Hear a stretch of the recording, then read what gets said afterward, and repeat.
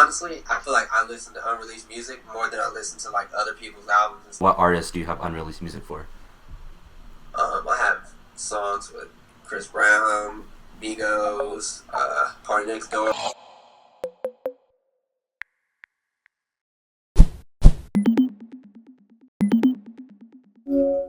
Hey, yo, what's going on, bro? What's going on, bro? Yo, where are you at right now? I'm at the crib right now. Yeah, were you just making music? Yeah. Dude, I'm excited to talk to you because actually, of course, people know that you've produced hits for the Migos and whatnot, but I actually found out about you because you did the Wave freestyle, Migos and Travis Scott.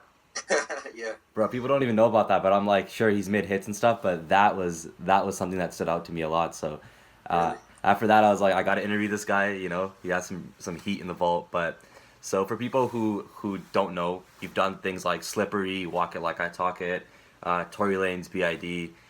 Yeah, like it can go on, but I want to actually ask you some real questions. Okay, cool.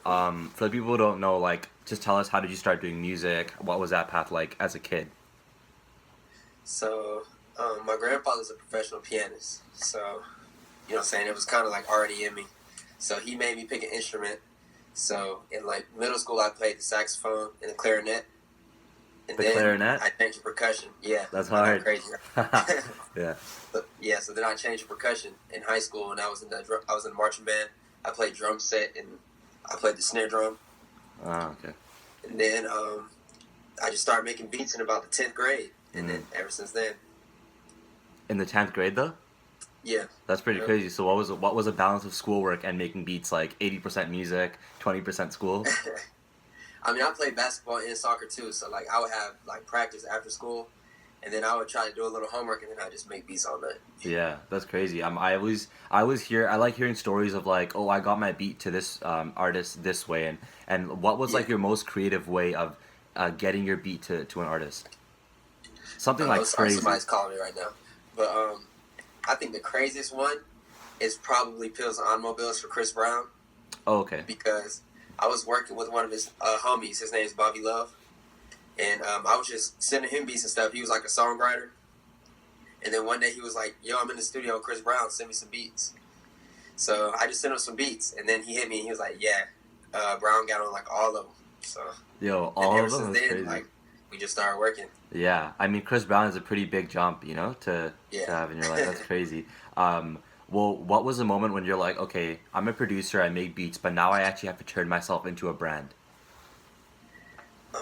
You know, I feel like that was like just like my journey the whole time. Like even when I was like didn't have placements, or even when I had smaller placements, like I always tried to like implement like the OG Parker brand.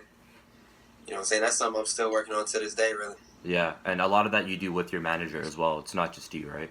Exactly. Yeah, Exactly. yeah. And I'm curious to know, Migos, obviously someone who you've worked with a million times. How did that connection with the Migos happen, and at what age? I'm actually curious. So that happened when I signed to QC, or like a little bit before that, because I was working with OG Maco.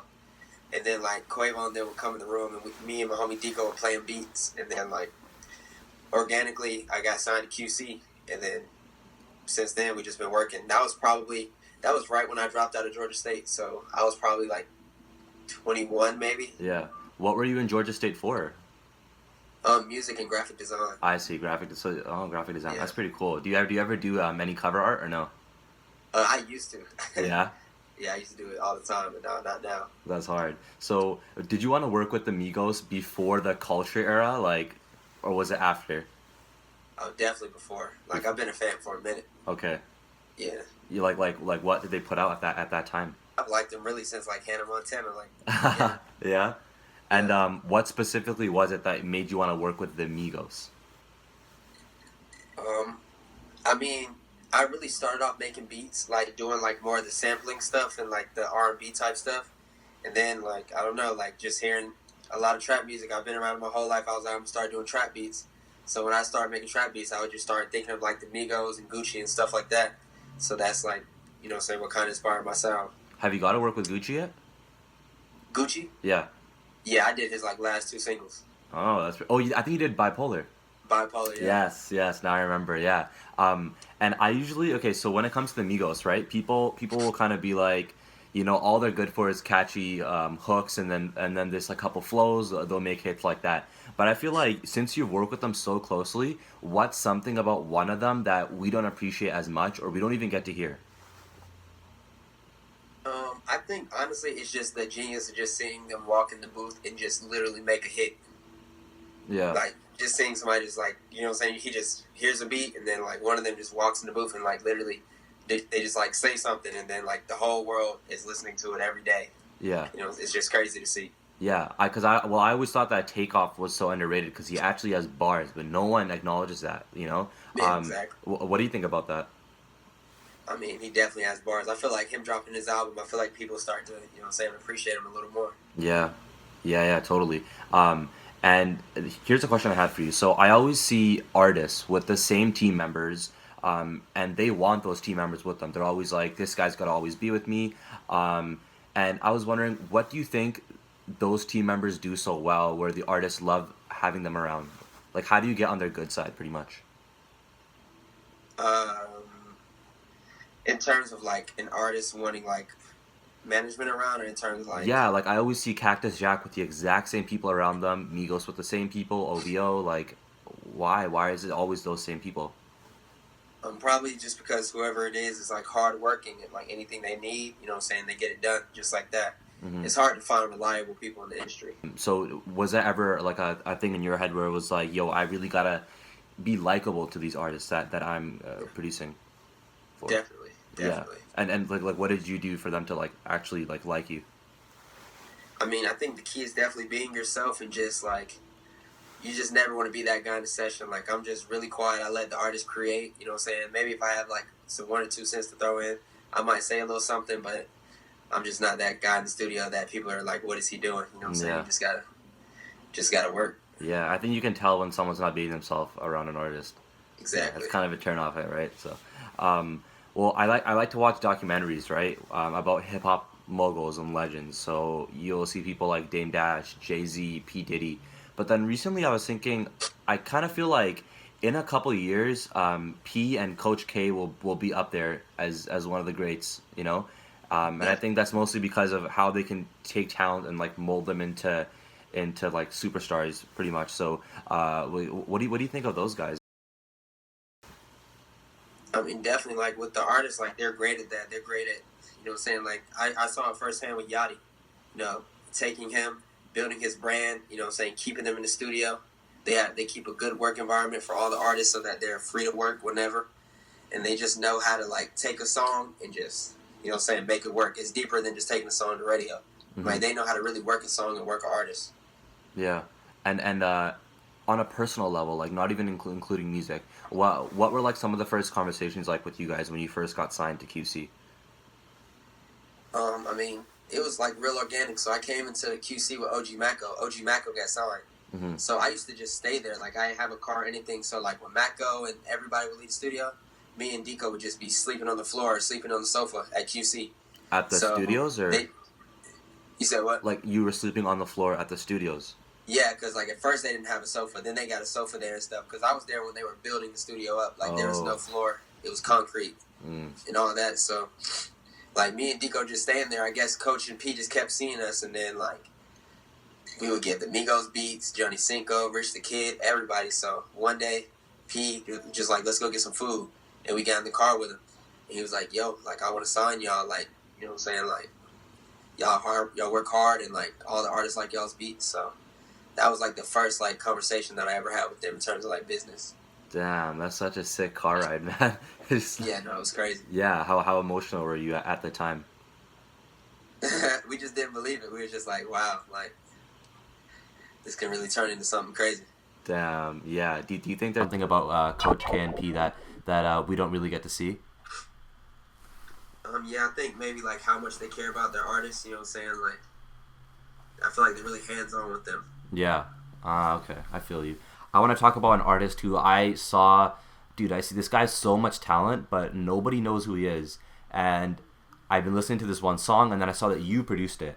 And basically, his name is Margray. Do you know who Margray is? Yeah, yep. Dude, this guy's so talented. Like, literally, Yes. I see him like as a mix of Party Next Door, Bryson Tiller, but it's like in his own unique way, right? And I think it was Undefeated, the song you guys did, right? Yep. What are your thoughts on Margray, man? Man, he's dope. Like, I really thought that song was going to do a little bit better than it did. Because, like, I just feel like it's super dope. It's a whole different vibe. Mm-hmm. But I think he's really dope. And, like, I think he has an opportunity to really, do something. Yeah, I think I'm not sure why he doesn't have that much buzz, but I do know that he has like an unreleased song with Drake that everybody keeps talking about. I think it's called Safe House. I think that's what the song is called. But yeah, I'm curious. Why do you think he's still like so low key at the moment? It just takes time. Like, honestly, like, there's never really a reason. Like, with some artists, they just got to build their catalog, and then when it makes sense, it's going to work out. I just think it's really different, like you said. Like, it's a mix of a lot of different sounds, so. Yeah. It's dope. Yeah. What do you think it takes? Because you've seen Yachty blow up in front of your eyes. So what do you think it takes to get to that next level from where he is? A solid team behind you. Okay. Yeah. I think that's the key. Yeah. Solid team. I'm not sure if I think he's working with do you know Nino? Yeah. Yeah, I think they're working together. So hopefully, man, I want to see that guy blow up. Yeah. I haven't even sent him nothing in a minute, but I definitely want to. Yeah. Definitely gotta make some more stuff. Yeah, I wish all the best for that. And I was curious, so what were actually some of the down days of you making music? Because people don't really get to see, they just see, okay, OG Parker blew up, he's producing for the Migos now, but it doesn't work like that, there's so many other things in factor. Shit, yeah. Yo, what's up? Yo, you know what's funny is I was literally just going to ask you a question about hard drives, and then our hard drive crashed. Yeah. So, it didn't break, but it just like it crashed. It had like a malfunction. Damn, is it a Lacey? Dude, yes, it is. How'd you know?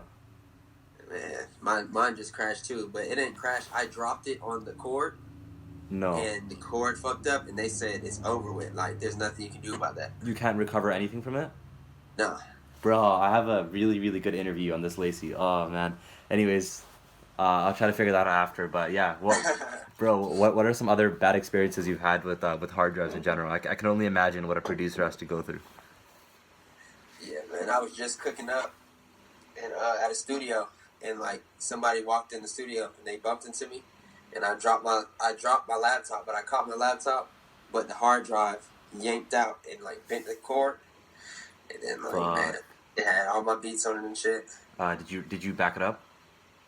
Yeah, I had most of it backed up. That's why I wasn't even tripping really. What's your workflow like? I have a specific hard drive workflow that I do. So I have like my computer, then my Lacey, and then a huge like chunky one that's like 5 terabytes. What's your workflow like? Yeah, I have like a Lacey, but not the one that you have to have a power adapter plugged into. It's like the smaller one. Oh, okay. Yeah, that's it. Yeah. How much terabytes do you have on that? I don't know. I want to say 1. Okay, word. All right, yeah. I mean, yeah, these things are risky, man. But so what we were actually talking about before was you were talking about your down days, right? Could you expand a bit more on that? Yeah, so like I worked at the mall, so like sometimes I would like have to leave class and then get on the train and then go to work. Then leave work and then ride the train all the way back home. Yeah. What was your work? I worked at so many stores. I worked at Abercrombie and Fitch. I worked at Forever 21. Yeah. Guess, Macy's. I worked at like every retail store. Yo, not gonna lie though, a job at Macy's, that'd be kind of hard. They have some good stuff there. Yeah, no, it was cool. That was probably my favorite one. Right? Yeah, because you got a lot of discounts, right? Yeah. What was it like working at like the other stores like Guess and Forever 21? Were you like the greeter at the front? I did do that, and then like I just worked in like the men's clothing department, like Forever 21. Yeah. Like in the back and shit like that, but overall, it was just terrible. Really, I hated it. Why? Why'd you hate it that much? I just wanted to make beats. But you did need something to support that. Like you were getting your bread off that, right? Exactly. Yeah. Were there any? A little bit, yeah. Yeah. Were there any other side hustles that you did to back up your beats and things like that? No, just selling beats on the side and then like working at the mall. That was it. You sold beats on the side, like on YouTube? Just like through my email. Like some people hit me up and be like, "I want some beats." Yeah. How or is that? like a homie or something like that. How is that process like? Because there's a million people who sell beats, whether it's on YouTube or whatnot. How do you stand Yeah, out, man? Like that's such a competitive business. yeah. It really didn't start until I started like working with like Johnny Cinco versus Kid and like saying more known artists. Then people would kind of like want the sound, so they started hitting me up for beats. Well, without that, before that, how would you go about selling your Oh beats? yeah. It would have to be like through a friend. So like a friend would tell me like, oh, my homie, he raps, like he needs beats. I'm like, oh, throw me $50 or something like that. $50, yeah. Yeah, Man, that's hard because how can you get, how can you go from that and to like working with big artists? So you're pretty much saying like working with those artists is kind of the only way to, be known and get your beats out there. yeah, because I was just sending beats to like everybody like that I knew like from high school and stuff like that, Yeah. and then they knew one of OG Maco's friends, so I got linked with them. Then I played my beats for him, and then he sent it to Mecca. Mm-hmm. Then that's how I like ended up meeting OG Maco, and then that's what brought me to QC, which made everything happen. So it's really all based off of just giving beats to everybody, really. Fuck. Well, you hustled hard, dude, as a kid, right? Yeah. Yeah. I mean, it's great to see. It's great to see it all work out. But what's your take on this? I was talking about this to another producer actually from Toronto, and he was saying that, dude, like the last thing you should be doing as like a teenager is just sitting in your room making beats. Like it should be like 60% doing that, or like 40% doing that, and the rest should be actually going to events and going in front of people's faces and like, hey yo, this is me, this is my hard drive, like so and so. Like, what do you think about that? I would say it's like 50-50. Like, networking is very important because there's so many dope producers out here. Mm-hmm. But there's a lot that just sit in their house and make beats and don't know anybody. Mm-hmm. And you just have dope beats sitting on a computer. Mm-hmm. So, did you definitely have to network. Did you have a case where you went out of your way to go meet an artist, like, yo, here's my hard drive? Did you have those days or no? No, I never really, like, just did no crazy shit, like ran up on a rapper and gave him a flash drive. Yeah. Yeah. That really ain't my style. Do you think that works though? Very rarely. Yeah. But it's possible though, yeah. Yeah, totally. So one of the last few questions I wanted to ask you was that I find it really special when I do an interview with like a really big artist, and then I kind of give a sneak peek, and then people are commenting like, "Yo, dude, drop this, drop that." I find it special. I'm like, you know what? I'm sitting on something that's valuable. Dude, how does it feel for you that you have all this unreleased music in your vault, and like you're the one who owns it pretty much? Yeah, it's dope. Like, honestly, I feel like I listen to unreleased music more than I listen to, like, other people's albums and stuff. Like, Yeah. I really just be listening to my own shit most of the time. Yeah, what are some of like the craziest unreleased things you have? Like not the actual specific things because you can't say it obviously, but like Yeah. what artists do you have unreleased music for? I have songs with Chris Brown, Migos, PartyNEXTDOOR, Jeremiah, Ty Dolla $ign. Yeah, Really everybody. that's crazy. And so you just download them all on your Apple Music or like on your iTunes or whatever. Yeah. Yeah, that's crazy. So, but you probably got to be careful because you can't like ride around in your car, windows down, listening to that shit, right? No, I'm really weird with, like, music. Like, if it's unreleased, like, I don't put it in my email, I don't put it on Dropbox, nothing. It's just on my computer. Or, like, Okay. something like that. Yeah, that's smart because nowadays you don't know who's gonna leak what, right? Exactly. Yeah. I actually wanna. I was gonna ask. So, what was like the greatest gift that you've gotten from an artist or someone not higher up? Just, like, any type of gift. Yeah. Other than like like a friendship, obviously, that's pretty valuable too. Good thing. Pete bought me some Louboutin shoes before. Artists don't really give me gifts or nothing like that. Yeah. I mean, you Yeah. have the QC chain that counts as well, doesn't it? Yeah, that's from Pete too. Yeah. Probably the best gift that I'd say, Yeah, right? probably. What do you value more, like materialistic gifts like that, or like friendships and like loyalty?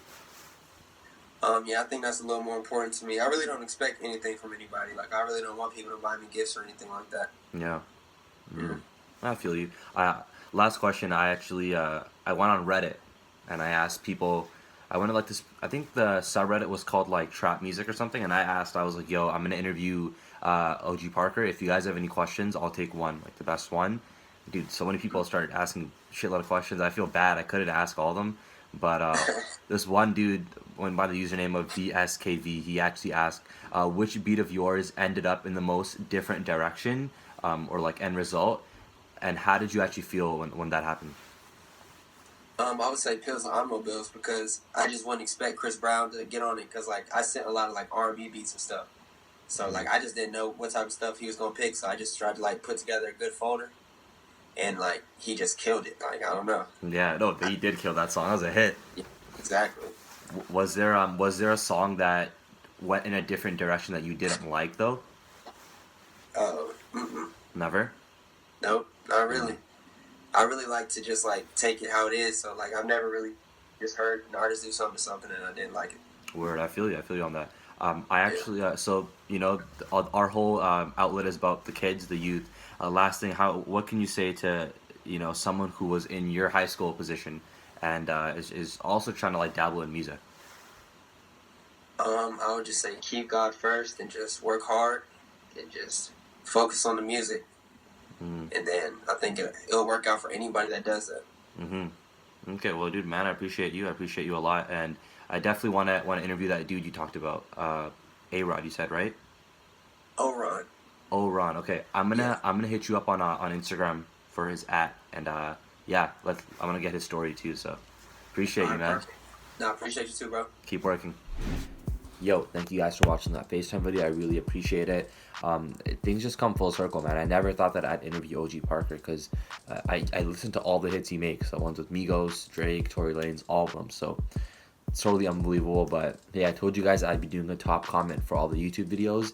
I went to the Duckworth comments and someone said, Steezy said, like this a lot, keep killing it, bro. Thank you, man. I appreciate that. If you guys comment right now, I might just pick you for the top comment in the next video. Otherwise, subscribe and watch the last video we did.